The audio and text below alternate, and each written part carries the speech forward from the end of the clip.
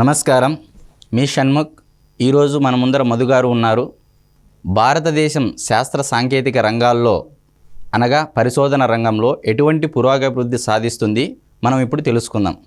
నమస్కారం మధు గారు. నమస్తే. ఈరోజు ఇప్పుడున్న పరిస్థితుల్లో భారతదేశం శాస్త్ర సాంకేతిక వైజ్ఞానిక పరిశోధన రంగాల్లో ఎటువంటి పురోగతి సాధిస్తుందని మీరు అనుకుంటున్నారు? షణ్ముఖ్, భారతదేశం స్వతంత్రం వచ్చి మనకి 77 సంవత్సరాలు అయింది. ఈ 77 సంవత్సరాల్లో భారతదేశం చాలా పురోభివృద్ధి చెందింది. మనకు గతంలో మనం ఏం చేసేవాళ్ళంటే బ్రిటిష్ వాళ్ళ కింద, పోర్చుగీస్ వాళ్ళ కింద, డచ్ వాళ్ళ కింద మనం ఉన్నప్పుడు మనకి ఏమి లేనటువంటి పరిస్థితుల్లో ఉన్నాం. అప్పుడు అన్ని రంగాలంటే మొట్టమొదట మనోళ్ళు అప్పుడు ఆకలి కేకలతో ఉన్నది భారతదేశం.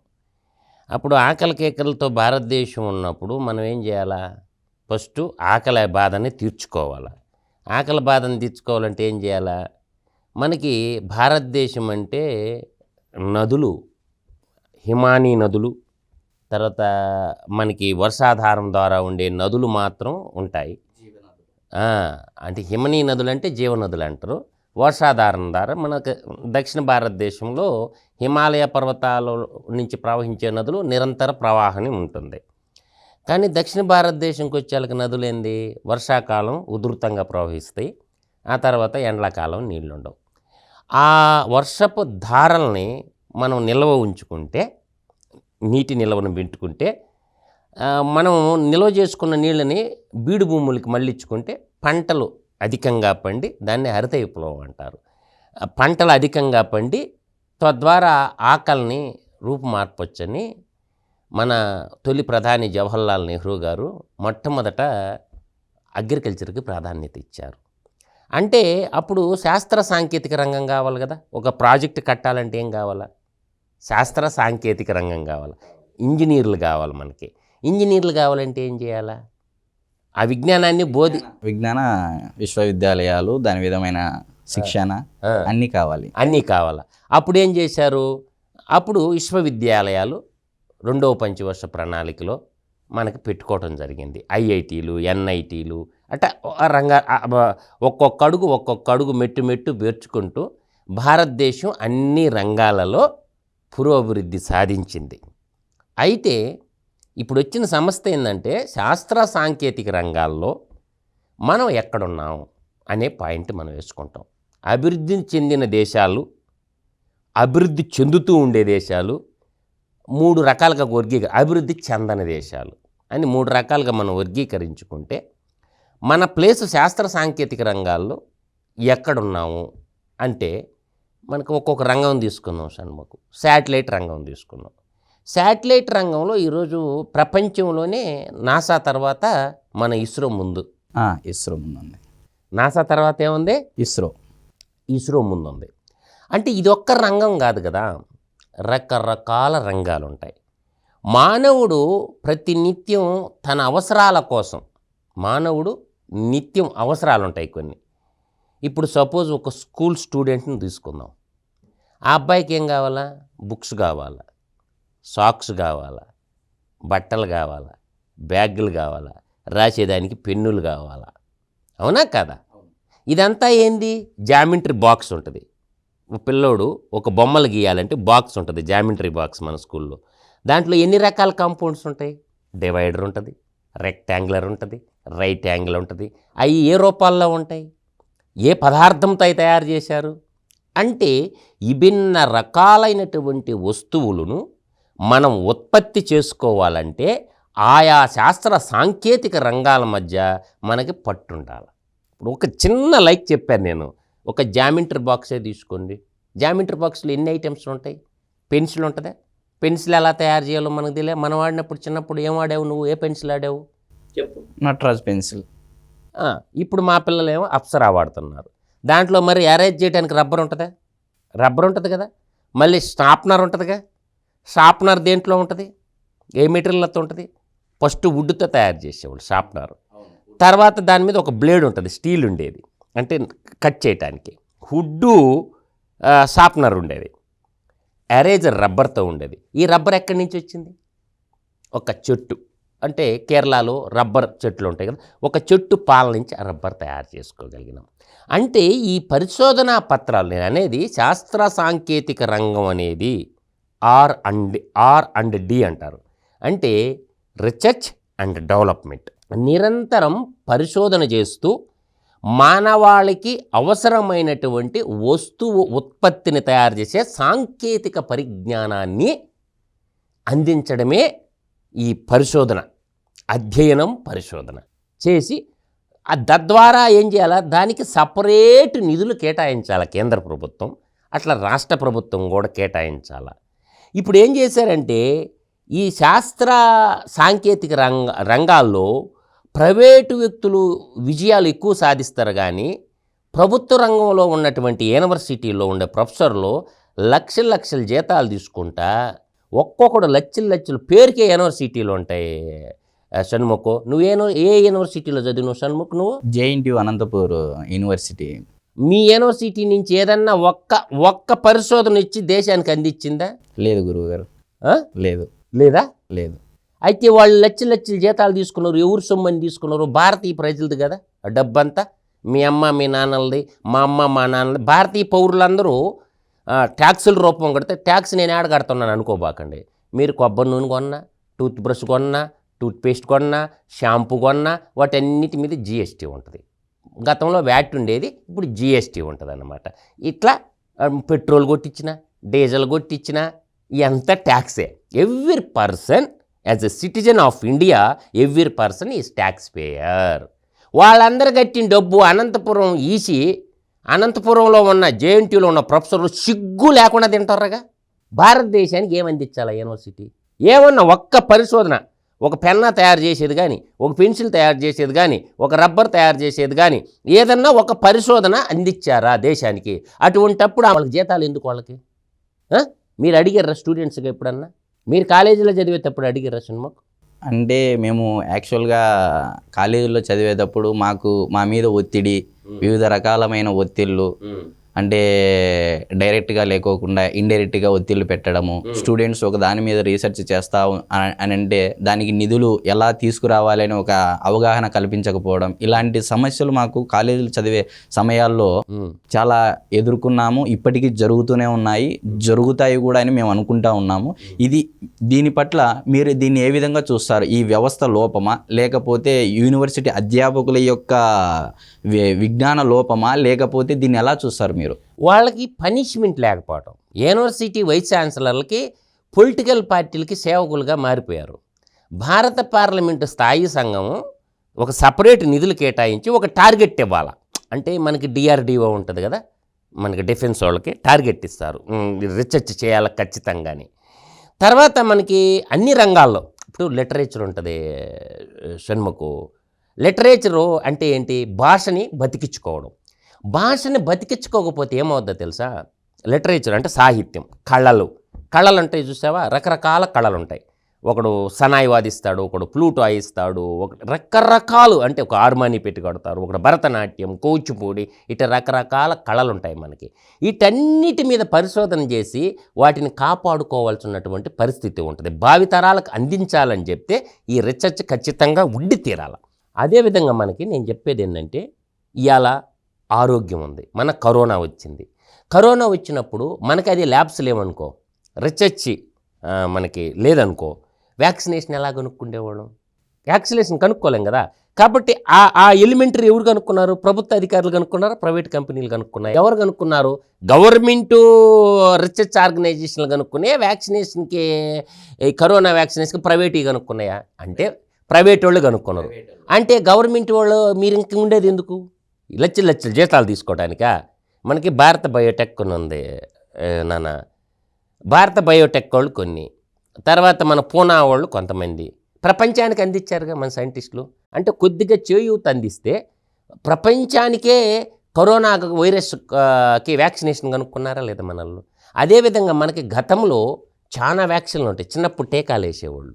తర్వాత మచ్చుగుచి, మలేరియా, టైఫాయిడ్, డెంగ్యూ, చికెన్ గున్యా ఎన్ని వచ్చినా కూడా మనం ఎదుర్కొంటున్నాంగా. అంటే శాస్త్ర సాంకేతిక రంగాలకి బడ్జెట్లో కనీసం రీసెర్చ్కి, అంటే కొత్త వస్తువులు, అంటే ప్లాస్టిక్ రంగం, ఒక ప్లాస్టిక్ రంగం తీసుకోండి, ఒక తైవాన్ స్పేర్, ఒక రైతు ఉన్నాడు, పంటలు విపరీతంగా పురుగు మందులు పంటలు నాశనం చేస్తున్నాయి. ఆ పురుగులు పడి మిడతల గుంపని వాటి ఇటే పడి పంటలు నాశనం చేస్తుంది. క్రిమిసంహారక మందులు తయారు చేసుకుంటున్నాగా, అంటే అగ్రికల్చర్ సెక్టార్లో గ్రోత్ పెరిగినట్టేగా. అట్టా నిరంతరము శాస్త్ర సాంకేతిక రంగాల పట్ల ప్రజలకి అందించాల్సిన విశ్వవిద్యాలయాలు చేయాలా. ప్రతి రాష్ట్రాల్లో ఒక సపరేట్గా ఒక రీసెర్చ్ వింగ్ ఏర్పాటు చేయాలి.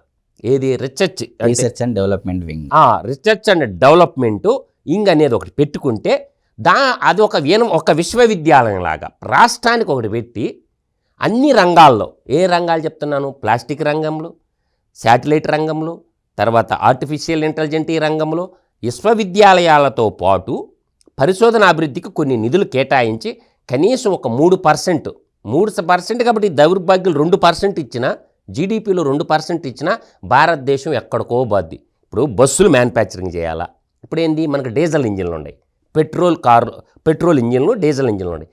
భారతదేశం ఏమనుకుంటుంది షణ్ముఖ్, ఈరోజు ఈ పెట్రోలు డీజిల్ నుంచి బయటకు వచ్చేసి ఎలక్ట్రిసిటీ వెహికల్స్, సోలార్ ఎనర్జీతోటే ఎలక్ట్రికల్ వెహికల్ చేస్తే మనకి విదేశీ మారక ద్రవ్యం ఎంత మిగిలిపోద్ది భారతదేశానికి? కొన్ని లక్షల కోట్లు మిగులుతుంది.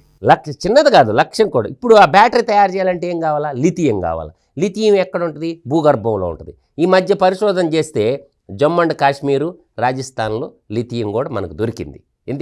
రీసెంట్గా అనంతపూరు, కర్నూలు, కడప ఏరియాలో కూడా లిథియం నిక్షేపాలు బయటపడ్డాయని కూడా ప్రకటనల్లో వెలువడ్డాయి. సో దీని పట్ల మీరు ఏ విధంగా చూస్తారు? ప్రభుత్వం నిర్లక్ష్యమా, లేకపోతే ప్రభుత్వానికి యంత్రాంగానికి మధ్య ఉన్న సమన్వయ లోపమా? ప్రభుత్వ యంత్రాంగం అని కాదు, భారతదేశంలో శాస్త్ర సాంకేతిక రంగానికి సంబంధించినటువంటి ఒక సపరేట్ బాడీ ఉండాలి. పరిశోధన అభివృద్ధికి సంబంధించి ఒక సపరేట్ మినిస్ట్రీ ఉండాలి. దానికి కొంత అమౌంట్ కేటాయించి భారతదేశంలో భూమి మొత్తాన్ని పరిశోధన చేయాలా. జియాలజికల్ డిపార్ట్మెంట్ ఉంటుంది కదా, జియాలజికల్ సర్వే ఆఫ్ ఇండియా, తర్వాత మైనింగ్ డిపార్ట్మెంటు, వీళ్ళందరూ కూడా నిరంతరం పరిశోధన చేస్తూ భారతదేశంలో ఏమేమి ఖనిజాలు ఉన్నాయి, ఎక్కడెక్కడ ఉన్నాయి, అవన్నీ వాటి వాల్యుయేషన్ ఎంత, నిరంతరం. ఆ తర్వాత కొత్త వస్తువులు, ఇప్పుడు కెమెరా ముందు వచ్చి మనం మాట్లాడుతున్నాం, మైక్ ఉంది మాట్లాడుతున్నాం, డిజిటల్ టెక్నాలజీ, అంటే అన్ని రంగాల పట్ల మనకి పరిపూర్ణమైనటువంటి అవగాహన నిరంతరము అధ్యయనం చేస్తూ కొత్త వస్తువులను తయారు చేసుకొని ప్రజలందరికీ అందించాలి. దాంట్లో మనకంటే అమెరికా, చైనా ముందుంది. మనోళ్ళు ఎన్ని పత్రాలు సబ్మిట్ చేశారనుకుంటున్నారో, మనోళ్ళు 1,69,000 రీసెర్చ్ పత్రాలు తయారు చేస్తే వాళ్ళు 6,69,000, ఒకడేమో 4,59,000 R&D పత్రాలు సబ్మిట్ చేశారు. మనవాళ్ళు సబ్మిట్ చేసిన నిజాలు ఎన్నుండే, అబద్ధాలు ఎన్నుండేయో ఎవరికి తెలియదు అనమాట. ఆ పత్రాలన్నీ, రీసెర్చ్ చేసిన పత్రాలన్నీ డిజిటలైజేషన్ చేసి అవి ఒక వెబ్సైట్లో పెట్టేయాలి ప్రభుత్వం అంతా. ఆ టెక్నాలజీని గ్రామీణ ప్రాంతాలకు తీసుకుపోవాలి. మారుమూల పల్లెలకి, గ్రామీణ ప్రాంతాలకి టెక్నాలజీ చేర్పేసి అక్కడ ఉత్పత్తి చేసి దాన్ని ప్రభుత్వం కొనుగోలు చేసి తద్వారా ప్రపంచమంతా ఆ వస్తువులు వెళ్ళిపోగల. ఇప్పుడు ఫుట్వేర్ టెక్నాలజీ ఉంది షణ్ముఖు. ఈ ఫుట్వేర్ టెక్నాలజీ మనకి గ్రామీణ ప్రాంతాల్లో ఒక కులవృత్తిగా ఉండేది. గతంలో ఒక సామాజిక వర్గం కులవృత్తిగా ఉండాలి. వాళ్ళకి ఈ modern machinery, modern technology, leather and technology వాళ్ళ ద్వారా ఇచ్చి గ్రామీణ ప్రాంతాల్లో ఈ షూ మ్యానుఫ్యాక్చరింగ్, చెప్పులన్నీ మ్యానుఫ్యాక్చరింగ్ చేసేసి ఒక ఉపాధి ఏర్పాటు చేయొచ్చు అన్నమాట. అవన్నీ ప్రభుత్వం ఒక బ్రాండ్ క్రియేట్ చేసుకుని ఆ బ్రాండ్ని ప్రపంచమంతా కానీ సప్లై చేయగలిగిందనుకో, అట్లాంటి ఇప్పుడు రకరకాల కులవృత్తులు ఉంటాయి భారతదేశంలో. ఆ కులవృత్తులకి ఏంటంటే ఒక టెక్నాలజీని గ్రామీణ ప్రాంతాల్లోకి పంచి ప్రభుత్వమే వాళ్ళు తయారు చేసిన టెక్నాలజీ ప్రభుత్వం ప్రొవైడ్ చేయాలా, వాళ్ళు ఉత్పత్తి చేసిన వస్తువుల్ని ప్రభుత్వమే కొనాలా, దాన్ని ఒక బ్రాండ్ క్రియేట్ చేసి ప్రపంచమంతా ఎక్స్పోర్ట్ చేసుకుంటే ఆర్థికంగా పురోగాభివృద్ధి చెందడానికి భారతదేశానికి ఎంతో వెసులుబాటు ఉంది. మీరు అన్నట్లు ఇందాక పక్క దేశాలు అనగా చైనా, అమెరికా లాంటి దేశాలు కొన్ని రీసెర్చ్ అండ్ డెవలప్మెంట్ వింగ్లో భాగంగా మన దేశం 1,69,000, మిగిలిన దేశాలు 4 లక్షల పైచిలుకు ప్రచురితం చేశాయి అంటున్నారు. దీన్ని మీరు ఏ విధంగా చూస్తారు? అంటే మన భారతదేశం ఇంత తక్కువగా వెనుకబాటుతనానికి, అంటే పరిశోధన రంగాల్లో వెనుకబాటుతనాన్ని మిగతా దేశాలతో చూలిస్తే మీరు ఏ విధంగా చూస్తారు? శాస్త్ర సాంకేతిక రంగాల మీద సరైన అవగాహన మన పార్లమెంటేరియన్కి లేదు. మన పార్లమెంటేరియన్లందరూ గతంలో ప్రజల నుంచి వచ్చేవాళ్ళు, ఇప్పుడు పారిశ్రామిక వ్యక్తుల నుంచి వస్తున్నారు. ఏ పార్టీ అయినా కానీ పారిశ్రామిక రంగం నుంచి, పెట్టుబడిదారుల వర్గాల నుంచి, దోపిడీ వర్గాల నుంచి, బ్యాంకు కరెక్టర్ల నుంచి పార్లమెంటేరియన్లు అవుతున్నారు. పార్లమెంటేరియన్లు యూనివర్సిటీలో అంటే మంచి మంచి అధ్యాపకులు, మంచి మంచి ప్రొఫెసర్లు, దేశం పట్ల ప్రేమ ఉండేవాళ్ళు, దేశం అన్ని రంగాల్లో పురోభివృద్ధి చెందాలనేటువంటి వాళ్ళు పార్లమెంటేరియన్ లేరు. ఇప్పుడు చర్చ ఎలా జరగాలంటే విజ్ఞానం మీద చర్చ జరగాలి. ఇప్పుడు విమానాలు ఉన్నాయి, విమానాల మీద పరిశోధనలు, ఎలా మ్యానుఫ్యాక్చరింగ్, ఎన్ని మనం చూస్తే ఒక్కడు కూడా అవ్వకూడదు భారతదేశంలో. ఒక విమాన మ్యానుఫ్యాక్చరింగ్ పరిశ్రమ ఉన్నదా? మేక్ ఇన్ ఇండియా అన్నాడు మోడీ గారు, మన దేశ ప్రధాని. విమానాలు ఎక్కడ తయారవుతున్నాయా? లేదు. హెలికాప్టర్ల మ్యానుఫ్యాక్చరింగ్ ఉంటుంది చూడండి, హెలికాప్టర్. డ్రోన్ మ్యానుఫ్యాక్చరింగ్ ఉంటుంది, డ్రోన్లు. ఇప్పుడు ఈ మధ్య డ్రోన్ టెక్నాలజీ ఉంది. అంటే మన నెత్తిలో ఎన్ని ఎంటికలు ఉంటాయో అన్ని రకాలైనటువంటి టెక్నాలజీలు ఉంటాయి. వీటన్నిటిని అడాప్ట్ చేసుకొని భారతదేశంలోనే ఉత్పత్తి తయారు చేసి భారతదేశం నుంచి ప్రపంచ దేశాలకి ఎక్స్పోర్ట్ పోయే స్థాయికి భారతదేశం ఎదగాల. అప్పుడే ఇప్పుడు అలా వాటర్ బాటిల్, డ్రింకింగ్ వాటర్ ఉంది. మనకి ఇన్ని వేల నదులు ఉన్నా కూడా భారతదేశంలో ఇవాళ బయటోడు అమెరికా కంపెనీ, మిక్కిన్లీ వాటర్ బాటిల్ ఉంటుంది కదా, కోకోకోలా కంపెనీ, వాడు ఎక్కడో అమెరికా వచ్చి మనకు వాటర్ బాటిల్ తయారు చేసి 20 రూపాయలకి అమ్ముతుండ లీటర్ బాటిల్. అంటే ఆ టెక్నాలజీ కూడా లేదు మనకాడ. అంటే అమెరికా ఓడి రావాలా మనకు మంచినీళ్ళ బాటిల్ తయారు చేయడానికి? మన నదుల్లో నీళ్లు తీసుకుంటాడు, ఒక ప్లాస్టిక్ బ్యాటిల్ మూత బిగిస్తాడు, 20 రూపాయలకి మనకే అమ్ముతుండు. అంటే నేను అనేది ఏంటంటే పీపుల్ రిప్రజెంటేటివ్, ఎగ్జిక్యూటివ్ బాడీ, శాసన వ్యవస్థ, ఈ 3 పరిశోధనా రంగానికి పెద్దపీట వేసి ఫాస్ట్ ప్రొడక్షన్, లో కాస్ట్ హై క్వాలిటీ, ఏంది క్వాలిటీ అలా లో కాస్ట్ ఉండాలి, హై క్వాలిటీ ఉన్నప్పుడు క్వాలిటీ. ఇప్పుడు జపాన్ ప్రోడక్ట్లు తీసుకోండి, సోనీ కెమెరా తీసుకోండి, సోనీ టీవీ తీసుకోండి. జపాన్ వాళ్ళు ప్రపంచమంతా వాళ్ళ ఉత్పత్తులు పోతున్నాయంటే కారణం ఏంటి? కారణం ఏంటంటే వాళ్ళు క్వాలిటీలో కాంప్రమైజ్ కారు, అస్సలకే కాంప్రమైజ్ కావాలి. ప్రైస్ కూడా అధికంగానే ఉన్నా కూడా క్వాలిటీలో కాంప్రమైజ్ కారు. కాబట్టి టెక్నికల్ మీద అవగాహన ఉన్నోళ్ళు జపాన్ ప్రోడక్ట్ని సెలెక్ట్ చేసుకుంటారు. అదే ఇంజనీరింగ్ చూడండి, ఇంజనీరింగ్ రంగంలో జర్మనీ ఎందుకు ముందుంటుంది? వాళ్ళ క్వాలిటీలో నెంబర్ 1 ప్లేస్లో ఉంటారు. క్వాలిటీలు కాంప్రమైజ్, ఆకృతి క్వాలిటీ. అట్లాగా మనం కూడా పరిశోధనలు చేసి క్వాలిటీ ఐటమ్స్ ప్రపంచానికి కానీ సప్లై చేయగలిగితే భారతదేశం ఇప్పుడున్నటువంటి ఆర్థిక అభివృద్ధి ట్రిపుల్ చేసుకోవచ్చు. మంచి యువత ఉంది, వాళ్ళకి అవకాశాలు కల్పించి వాళ్ళని వాడుకుంటే ఈరోజు మేధో సంపత్తి వలసెళ్ళిపోతుంది. బాగా చదువుకున్న వాళ్ళు ఏం చేస్తున్నారంటే Shanmukham, America, Japan, Germany, Australia ఆ దేశాలకి వలసెళ్ళిపోతున్నారు. ఎందుకు ఏంటంటే నిరుద్యోగం, ఆకలి, వాళ్ళు బతకడానికి పోషణకే డబ్బులు లేవన్నమాట. మేధో సంపత్తిని వలసెళ్ళిపోయి భారతీయుల మేధస్సుని ప్రపంచ దేశాలు పట్టుకోబోతున్నాయి. భారతీయులు తెలివైన వాళ్ళు అని చెప్పి ఈరోజు గూగుల్ సీఈఓ ఎవరు? గూగుల్ కంపెనీ సీఈఓ ఎవరు? సుందర్ పిచాయ్. ఎక్కడోడు? మన తమిళనాడు. చూడు, అంటే భారతదేశం యొక్క నాలెడ్జ్ని ఇతర దేశాలు గుర్తించి మన పాలకులు గుర్తించడంలా ఇతర దేశాల వాళ్ళు గుర్తించారు. కాబట్టి ఆ వలసను ఆపి ఆ మేధావులకి ఇక్కడే పెట్టి ఒక పరిశోధనలు చేసి కొత్త వస్తువులు కూడా బోల్డని వస్తువులు సృష్టిస్తారు. మీరు చెప్పినట్లు మీరు ఇప్పటివరకు చెప్పినట్లు భారత పార్లమెంటరీ స్థాయి సంఘం విదేశీయులు మన భారతదేశం యొక్క మేధో సంపత్తిని గుర్తించినప్పుడు మీరు అన్నట్లుగా భారత పార్లమెంటరీ స్థాయి సంఘం గుర్తించలేదని మీరు అంటున్నారు. దీన్ని ఏ విధంగా మీరు చూస్తారు? ఎందుకంటే భారతదేశ ప్రజలంతా డెకాకోర్లు, డెకాయిట్లు, లత్కోర్ ముండా కొడుకులే కదా. ఎవడన్నా సైంటిస్ట్ ఉండు, ఒకడన్నా ఎంపీగా నీకు తెలిసి షణ్ముఖ్ చెప్పు, ఒక సైంటిస్ట్ పేరు చెప్పు ఎంపీగా ఉండేవాడిని, ఒక ప్రొఫెసర్ పేరు చెప్పు ఎంపీగా ఉన్నవాళ్ళని. ప్రొఫెసర్లు ఎంపీలుగా లేరు, ప్రొఫెసర్లు ఎమ్మెల్యేలుగా లేరు, లెక్చరర్లు. మేధావి వర్గం ఏడుంది? మేధావులన్నీ పార్లమెంట్లో ఉంటుండే, మేధావులందరూ 4 గోళ్ల మధ్యలో ఉంటున్నారు. కాబట్టి నేను అంటున్నది ప్రజలు కూడా విఘ్నతో వ్యవహరించి ఎవరు మంచోళ్ళు, ఎవరు వ్యక్తులు. కాబట్టి మంచి ప్రొఫెసర్స్ అందరినీ పీపుల్ రిప్రజెంటేషన్గా ఎలక్ట్ అయితే మంచి చట్టాలు, మంచి ఆలోచనలు, ముందు మంచి ఆలోచనలు చేసేటటువంటి పీపుల్ రిప్రజెంటేషను ఎంపీలు ఎమ్మెల్యేలు ఉండాలి. ఇప్పుడంతా ఏంటంటే మొత్తం కూడా ఈ ప్రాంతీయ పార్టీలు వచ్చిన తర్వాత ఎవరు దుకాణం వాళ్ళు తెరుచుకున్నారు. దేశం పట్ల ప్రేమ లేదు. ఎవరికో నలుగురికి ముగ్గురికి ఉంటుంది. నేను అనేది ఏంటంటే ఈ దేశం బాగుండాలంటే యువత ముందుకు రావాలి. ఆ యువత ముందుకు వచ్చి ప్రజల్ని చైతన్యం చేయాలి. ఇప్పుడు టెక్నాలజీ ప్రతి ఓడి చేతిలో అరిచేతిలో సెల్ ఫోన్ ఉంది. దాన్ని వాడుకొని ప్రజల్ని చైతన్యపరచాలి. కాబట్టి నేను ఆలోచన ఏంటంటే భారత రాజ్యాంగంలో ఒకటి ఉంది, మత్తు పదార్థాల వ్యాపారం చేయకూడదు అని ఉంటుంది. షణ్ముఖం ఈరోజు బారు బీరు లేని ఊరు ఒక్కడు చూపించు. లేదు. గుడి లేనైనా ఊరు ఉందేమో కానీ బారు బీరు లేని ఊరు లేదు. అప్పుడు మనోళ్ళు బారు బీరులో ప్రజల్ని మత్తు పానీలకు బానిసలు చేసి వాళ్ళ ఆరోగ్యాలు చెడగొడుతున్న భారత రాజ్యాంగంలో ఒక వైద్య రంగంలో తప్ప మత్తు పదార్థాలు ఎక్కడా వాడకూడదు అని ఉంటుంది. మనకి భారత రాజ్యాంగంలోనే ఉంటుంది. కావాలని చూసుకోమనండి ఎవరన్నా. ఇవాళ ప్రతి ప్రభుత్వం, మన తెలంగాణ ప్రభుత్వం కానీ ఆంధ్రప్రదేశ్ ప్రభుత్వం కానీ దేని మీద ఆధారపడి ఉంది? బారు బీరు పథకం మీద ఆధారపడి ఉంది. లేకపోతే జీతాలు కూడా ఇవ్వలేరు షణ్ముఖం. అందువల్ల నేను అంటుండే ఏంటంటే ప్రజలు మేల్కోవాలా, శాస్త్ర సాంకేతిక రంగాల్లో అభివృద్ధి చేసుకొని దేశాన్ని అభివృద్ధిలో పరుగులు పెట్టించాలని చెప్పి కోరుకుంటున్నాను. మన మధుగారి ద్వారా ఈరోజు భారతదేశంలో శాస్త్ర సాంకేతిక పరిశోధన రంగాల్లో ఎటువంటి పరిస్థితి నెలకొంది మనకు తెలియజేశారు. నమస్కారం మధుసూదన్ రెడ్డి గారు. నమస్తే.